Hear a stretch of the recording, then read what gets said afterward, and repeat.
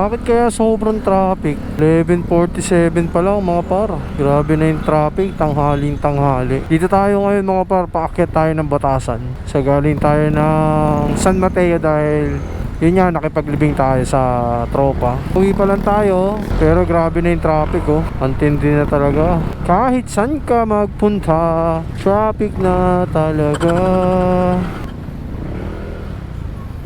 Ay nako naman, ayaw pumasok ni tatay. Isa sa mga dahilan kung bakit nagda-dragging ang ating mga motor dito, yan, katulad nito, pakahon, tapos traffic, di ba? Pero yung sa akin naman, naka-set kasi tayo ng CVT, kaya kahit anong gawin natin, kahit ganyan pa yan, hindi basta-basta magda-dragging.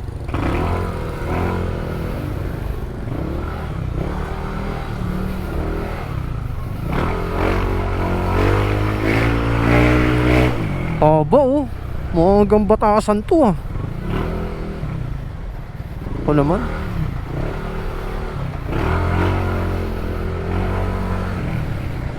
Ako naman, talaga naman. Antindi talaga. Kahit saan ka magpunta.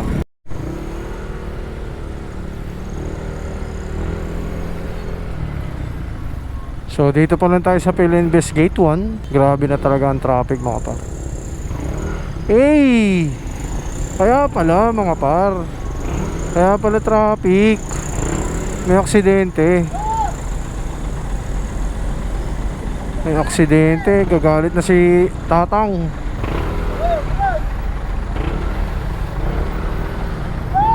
Ay sus. Lusot pala ang motor. Sko. Hindi talaga may iwasan yung mga ganong aksidente mga par. Kaya lagi kayo mag-iingat sa pagmumotor. Kaya pala traffic dahil dun. Kawawa naman si tatay.